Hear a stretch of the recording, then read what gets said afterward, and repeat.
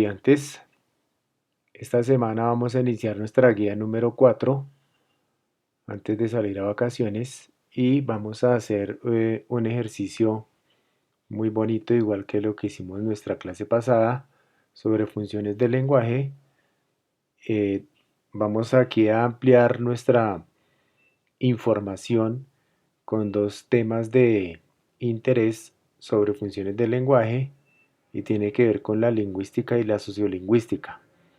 Parecen dos términos muy sofisticados, muy rebuscados, pero la realidad es que son dos palabras muy importantes que a diario ustedes viven en sus vidas, las aplican, las tienen todos los días, pero eh, no lo sabemos. Entonces la idea es que con el fin de lograr que usted mejore todo su ejercicio de expresión oral, de comunicación, que sus mensajes sean más fluidos, que tenga más riqueza académica, conceptual. La idea es que usted vaya adquiriendo unos nuevos conceptos y los vaya aplicando al uso cotidiano de su lenguaje, de su expresión, eh, con el fin de que, como les comuniqué hace varios días, ¿no? Cuando usted lee, cuando usted toma un libro o un artículo o cualquier otro texto y lee, adquiere mayor confianza, es mejor escritor, tiene mejor ortografía y asimismo va a ser esta nueva temática que es la lingüística y la sociolingüística. La lingüística tiene que ver con esa rama del conocimiento donde usted de una manera intrínseca, es decir, sin saberlo, está aplicando unas normas coherentes para ser competente frente a su propio idioma. Y lo hace de una manera en ocasiones formal, en ocasiones informal y en ocasiones de manera coloquial, cuando no tiene la riqueza necesaria para expresar una idea. La lingüística es la forma clara donde usted durante años ha estado identificando muchos conceptos del español, por ejemplo el adjetivo, el sustantivo, el artículo, la conjunción, la preposición, toda una serie de niveles gramaticales, de categorías gramaticales que usted ha utilizado durante mucho tiempo, pero que no se ha atrevido a profundizar en ellas y a darles el uso correcto en una cadena de composición. Entonces la lingüística se encarga de ese buen uso, de esa forma clara y precisa que usted debe hacer del uso del lenguaje.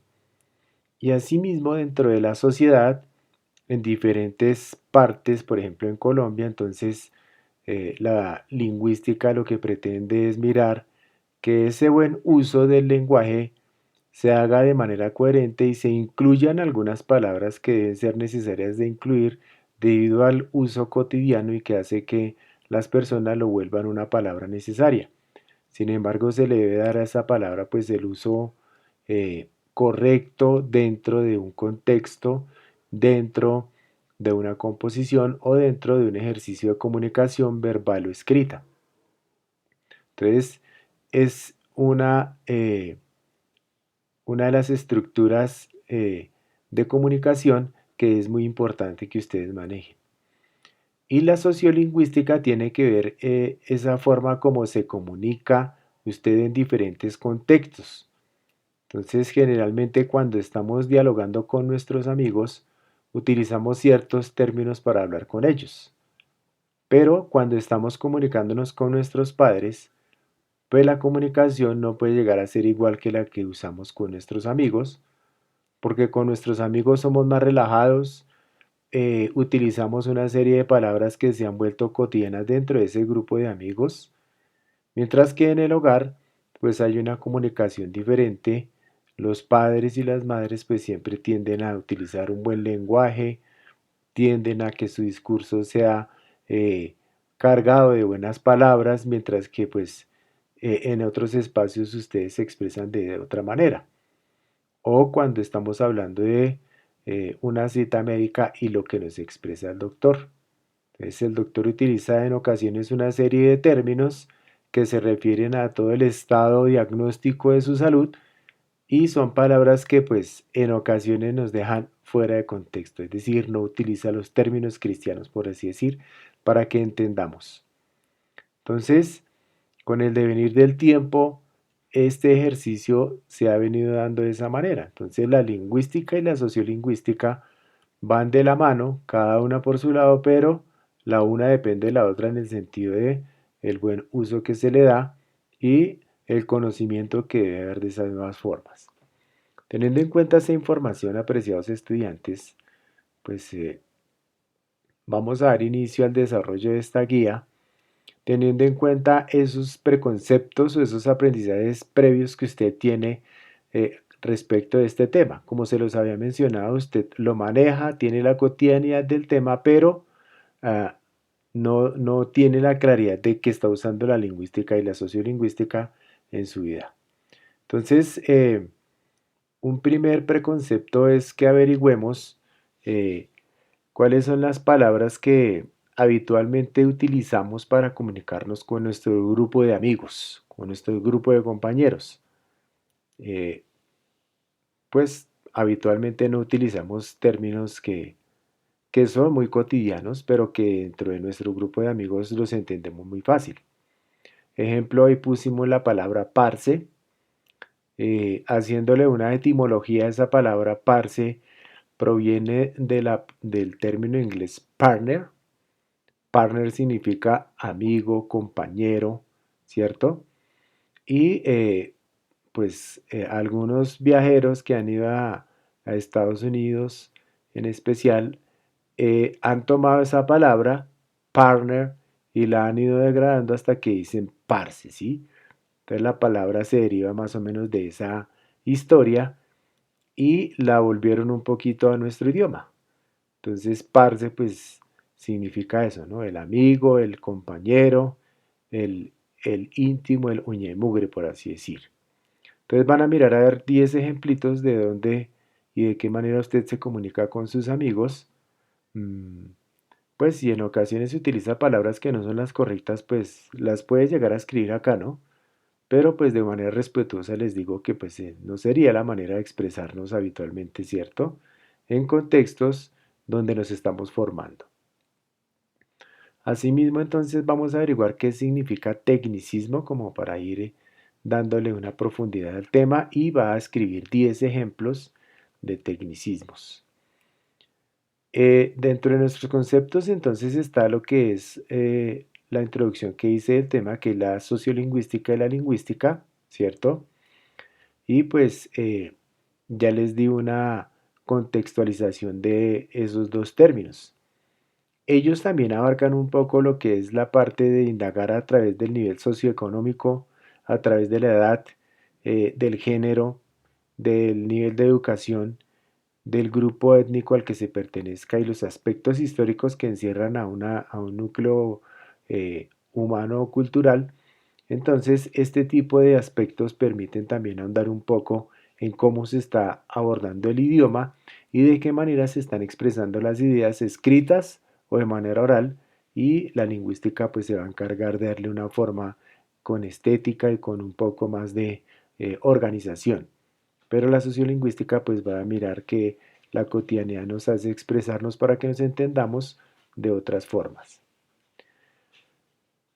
Eh, Acá hay un ejemplo o varios ejemplos de las formas como nosotros trabajamos la sociolingüística.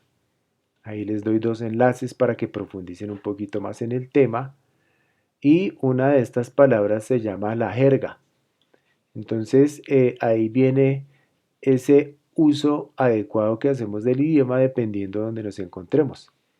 Entonces una comunicación, un diálogo entre arquitectos, ¿cierto? Tendrá una forma de comunicación diferente a la que pueda llegar a tener una comunicación entre doctores, entre abogados o, como les comentaba, entre un grupo de compañeros de colegio, como lo pueden llegar a hacer ustedes. Entonces, ahí hay una forma de expresión, hay un uso preciso de vocabulario que cada uno tiene y que cada uno en su grupo va a entender. La otra palabra que tenemos aquí, queridos estudiantes, es idiolecto. Entonces ya es la forma como usted organiza su idioma, sea inglés, sea español, sea francés, para lograr ser entendido por su intercomunicador. Es decir, en ese esquema de comunicación que hemos establecido de emisor y receptor, el mensaje que se va a utilizar en ocasiones puede llegar a ser el mismo para unos. En otro contexto, ese mismo mensaje puede ser interpretado de otra manera, pero tienen el mismo sentido, que es el caso que les estoy dando ahí. Eh, una expresión como decir no hay plata para nada es clara, es precisa, tiene una buena organización lingüística, una utilización de todos los componentes que pueden llegar a organizar una oración, y alguien que pues en su contexto dice no hay plata para nada. Entonces ya hizo una abreviatura, ya hizo una contracción de palabras, pero sin embargo las dos expresiones indican la misma situación. Entonces ese es el idiolecto, lo que individualmente cada uno va a crear para comunicarse. El registro eh, depende de esa competencia lingüística que cada uno de nosotros tengamos. Les estaba hablando de que nos expresamos de manera formal, informal o coloquial, dependiendo de donde nos encontremos. Entonces es muy diferente que yo me exprese cuando voy a la plaza de mercado a hacer mercado y a comprar de una manera, o que yo esté en el colegio y tenga otra forma de expresarme, o que yo tenga diferentes contextos diarios donde tenga que mirar a ver de qué manera voy a hacer una expresión clara, voy a comunicarme claramente, y no muy seguramente usted podrá comunicarse de la misma manera que se comunica con sus compañeros en otro contexto, como ir a comprar una carne y pues no sé, de pronto usted le diga al señor de la panadería, de la carnicería, perdón, parce una libra de carne, diferente a que usted esté hablando con sus compañeros, ¿sí? Le dirá, buenos días, señor, están hablando de una libra de carne. Entonces, esos contextos son los que vamos a ir mirando en este ejercicio. Bueno, entonces, sin embargo, ahí hay dos enlaces que le ayudan a ampliar esta información y le van a permitir eh, revisar estos conceptos nuevos que estamos trabajando, que vuelvo y repito, todos los días los manejan, ¿no? Todos los días los tienen, todos los días los usan. Sin embargo, pues usted le va dando el registro, el idiolecto, lo va contextualizando dependiendo de la forma como usted se comunica. Entonces, este enlace que está aquí, pues amplía un poco más la información sobre estos dos conceptos y les va a ayudar a tener un poco más de luces sobre este ejercicio de funciones del lenguaje, entre ellos lingüística y la sociolingüística. Una vez que ya haya teorizado y hayamos tenido nuestra clase, entonces usted va a tratar acá de mirar a ver las otras formas como estas palabras son expresadas o en qué contexto las utilizamos. Por ejemplo, la palabra video tiene una forma técnica que es pues la palabra donde nos especifica que vamos a observar un video, ¿cierto? Pero ustedes en el contexto de sus amigos y de sus eh, espacios donde se comunican a diario, pues utilizan la palabra video para otra serie de comunicaciones, lo mismo que la palabra camello, abeja, etcétera, etcétera. Entonces van a escribir al frente qué otras palabras sinónimos o que se refieren a esas palabras utilizan a diario. Y acá va a escribir sus propios ejemplos de otra forma de interpretación que usted tiene de palabras que cambian el sentido a lo que originalmente podrían llegar a ser esas palabras.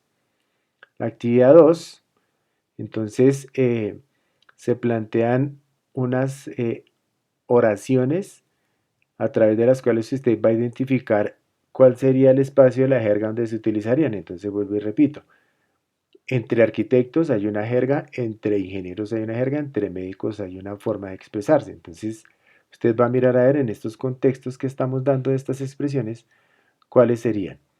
Luego usted va a escribir sus propios ejemplos y dónde se ubicarían esos ejemplos propios que usted haga sobre jerga. Para la actividad 3, entonces vamos a leer este texto muy bonito que es El viajero ilustrado, un texto muy, muy significativo sobre la forma como nosotros creemos que nos estamos expresando correctamente, por ejemplo, en Colombia, pero resulta que usted va a otro país y la palabra que usted utiliza acá en otro país tiene otro uso, tiene otro contexto y debemos tener cuidado con eso. Entonces, no solamente en otro país, aquí en Colombia mismo tenemos diferentes regiones y en cada una de las regiones lo que digamos y lo que expresemos no es lo mismo a la forma como hablemos, ¿sí?